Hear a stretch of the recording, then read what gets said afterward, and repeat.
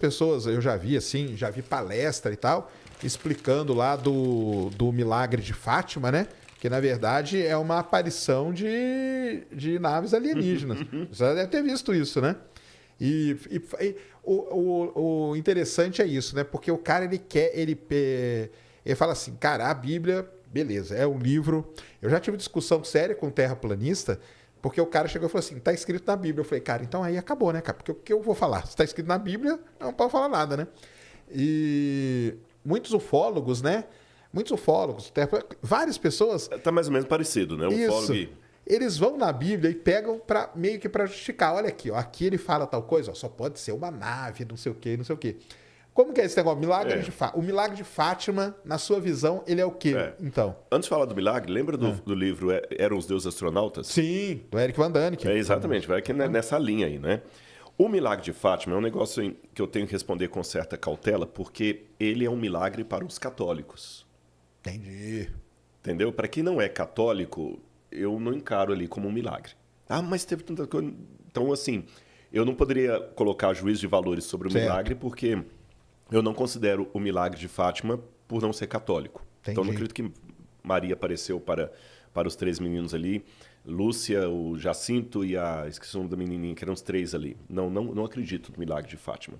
Pelo menos não da forma como um católico. Da forma como é contada. Respeito, mas não creio, não é meu ponto de fé. Agora, do milagre de Fátima, por isso que eu, antes de responder, eu joguei o Eram os Deuses Astronautas, eles querem pegar qualquer coisa e amarrar para o lado deles. Existe uma questão também, você sabe, que a mente busca padrões de comportamento. Sim. Quando você começa a ficar fissurado no assunto, você vê aquilo em qualquer coisa. Você vê aquilo em qualquer coisa. Você vê aquilo... Se eu começar a acreditar em alma penada, qualquer evento eu vou falar assim, você sentiu? Você sentiu aqui? Quando eu entrei aqui? Às vezes é o ar-condicionado que está ligado, mas eu vou dar um sentido... Aí tem pessoa que se impressiona com isso. Se impressiona com isso. Então, olha, por exemplo... mas aqueles seres que o livro de Ezequiel fala, de bolas e tal... Gente, ele está fazendo... Comparar aquilo com disco voador não tem nada a ver. Os anjos que estão diante de Deus lá, com asas e tudo mais, eles estão usando modelos da época que colocavam os lamaços e tudo mais. Deus parte do conhecido para o desconhecido. E alguém me ouvindo falar isso, falou assim, Rodrigo, você é um ateu, você é um cético. Não, eu acredito na Bíblia, eu acredito em milagre. Só que eu tenho um critério um pouquinho mais rigoroso para chamar algo de milagre do que simplesmente acreditar que o ar-condicionado aqui é um vento sobrenatural passando. Sabe, eu sou um pouquinho mais criterioso. Creio na Bíblia, e o Sérgio sabe disso, e eu agradeço mais uma vez. Você sempre foi muito respeitoso comigo das primeiras vezes, Sérgio. Então, tem que me dando espaço aqui. Eu creio na Bíblia, mas eu não sou crédulo, eu sou crente. Qual que é a diferença? O crente, se eu pegar na etimologia da palavra, é aquele que crê a partir de uma evidência. Porque a palavra fé na Bíblia, pistis, em grego, ou emuná, em hebraico, significa certeza que advém de uma possibilidade... convicção que advém de uma possibilidade de certeza. Esse é o sentido etimológico da palavra fé na Bíblia, nas línguas originais. Então, a fé não é gratuita. O crédulo é aquele sujeito que ele acredita por amor da crença, é o ingênuo. Ele acredita em qualquer coisa. Certo. O crente é uma etapa mais sólida. A fé, por incrível que pareça, ela é um processo mental sofisticado. É diferente da credulidade. Tem uma passagem na Bíblia, em Hebreus capítulo 11, que fala assim, fé é a certeza das coisas que se esperam, a convicção de fatos que não se veem. Lá, tá vendo? Olha, mas calma. Quando coloca lá certeza, o autor está comparando a fé a um documento de propriedade, a palavra hipóstasis que aparece lá, é um documento de propriedade que o imperador dava para um soldado, garantindo, olha, quando você se aposentar, se você não for cidadão romano, você e sua família serão cidadãos romanos, você terá uma propriedade e uma aposentadoria. E o soldado passava a vida toda brigando e confiando o quê? Na terra que ele ainda não tinha visto. Mas ele, por que ele acreditava naquela terra? Porque ele tinha um diploma, ou hipóstasis, diploma em latim. Um papel ali assinado pelo cara, E né? tem lastro. Então, a comparação é, aquelas pessoas que morreram na Bíblia, elas tiveram uma evidência que o Deus da Bíblia é o verdadeiro e não o Baal. Por isso que elas morreram crendo. É diferente daquela credulidade ingênua que as pessoas pensam assim, crê em qualquer coisa. Aí é complicado do lado de cá, porque se eu usar esse critério de fé, qualquer coisa pode. Se eu falar com você que o Thor é Deus, vale. Entendi. Você entendeu? O que Odin vale. Ou seja, o que me separa do ateísmo é apenas um Deus e um livro. Se não fosse esses dois, eu seria ateu. Ou agnóstico. Entendi. Aliás, até legal, até para explicar para a galera aí, qual que é a diferença entre o ateu e o agnóstico. Aí eu vou deixar para você explicar esse. Não, mas eu não sei, né? Eu sei que eu sou ateu, que eu não acredito em nada. Bom, na verdade, você sabe que existem modalidades. Eu vou simplificar assim. Explica aí essas modalidades. Isso é importante para o pessoal entender. Tem um agnóstico mais severo, menos severo, tem graus. Mas, em linhas gerais, o ateísmo, a palavra a é a negação, em grego. Theos é Deus. Então, ateu, aquele que nega a existência de Deus. Tá certo? É o ateu. Ele não acredita na existência de Deus. Mas a palavra é de cunho moderno.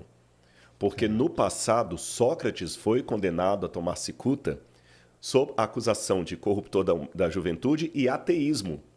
Olha só. E os cristãos também foram processados na época de Nero por ateísmo. O que significava ateísmo naquela época de Sócrates e do cristianismo primitivo? Negar os deuses oficiais de Roma ou da Grécia. Sócrates negava os deuses do Olimpo. Era uma negação de Deus do mesmo jeito. Do mesmo jeito. Certo. E os cristãos negavam os deuses de Roma. Certo. Então, ateu. Mas hoje o ateu não é aquele que meramente nega esse Deus específico, não. Ele nega qualquer tipo de divindade. Então, por isso que eu falei que a palavra sofreu semântica. É anacronismo pensar que o ateísmo daquela época é o mesmo ateísmo que você professa. Então, é bom colocar isso. Tem um livro do Minoir muito interessante sobre a história do ateísmo, que o ateísmo, como formulação filosófica, ele é recente. Você tem Carneades, Pirro, da época grega, que eram céticos, mas não é o mesmo tipo de ceticismo que nós temos hoje. Entendi. Isso para falar do ateísmo. O agnosticismo é um passo um pouco além. O agnóstico, a palavra gnosis, em grego, significa conhecimento. Tanto é que você vai ao médico, você vai fazer um diagnóstico. Quando a pessoa não sabe nada, ela é uma ignorante. Então, o agnóstico é que ele fala o seguinte, olha, nós não temos elementos o suficiente para fazer uma afirmação quanto à existência de Deus ou à não existência de Deus. Então, na dúvida, eu ficarei neutro. O agnóstico radical, ele fala que você não pode ter certeza de absolutamente nada. Aí alguém pode fazer uma pergunta, inclusive do que você está falando? Quer dizer, você não pode ter certeza absolutamente de nada, nem do que você está dizendo? Sim, né? Igual, entendi. Toda regra tem uma exceção, isso é uma regra. O agnóstico menos radical, ele fala o seguinte, olha, eu estou aberto, mas até hoje eu não fui convencido, nem por um lado, nem por outro. Nem por Billy Graham, nem por Richard Dawkins. Entendi. Você entendeu? Nenhum dos dois me convenceram. O agnóstico quem? O agnóstico, então, é em cima do muro. Em cima do muro. Mas só que, na hora do discurso, o agnóstico está mais próximo do ateu do que do crente. Entendi. Ele pende mais para o lado de lá. Você entendeu? Ele é mais racional. E tem também, nessas modalidades aí, tem aqueles também que são intelectualmente agnósticos, ou intelectualmente ateus, e tem aqueles que são revoltadamente ateus. Você entendeu? Você tem também o deísmo, já que quer colocar as modalidades. Sim. O deísmo foi uma modalidade que começa com Voltaire. Olha que interessante, Voltaire era criacionista, acreditava em Deus na criação do universo. Só que o Voltaire comparava o universo a um relógio, como o Paley também tinha comparado. E o argumento era o seguinte, você tem o relógio, tem o relojoeiro. Aí mas se tem o relojoeiro, por que tem tanta desgraça aqui? Aí até o Dawkins brinca depois, o relojoeiro era cego. Relojoeiro cego, um livro dele, né? É o livro dele. Aí a resposta que o Voltaire dizia, gente, Voltaire estava muito antes, Voltaire está no século XVIII, viu? Só para situar o pessoal aí. A resposta que o Voltaire dava à presença do mal com a existência de Deus era o seguinte, Deus deu corda no relógio e o abandonou. Entendi. Então o deísmo, assim, existe um Deus, mas ele está numa dimensão tão distante, tão ampla, que a gente não pode alcançá-lo e ele não está nem aí com a gente. E existe o teísta, que é aquele, como eu, que afirma a existência de um princípio universal que criou o universo e tudo mais. Agora, dentro do teísmo também tem suas variantes. Esse princípio universal é uma pessoa, uma coisa. Aí você tem aí começa, né? Aí todas começa. as linhas, as vertentes. Mas eu não sou dos revoltados, não. Eu respeito todo.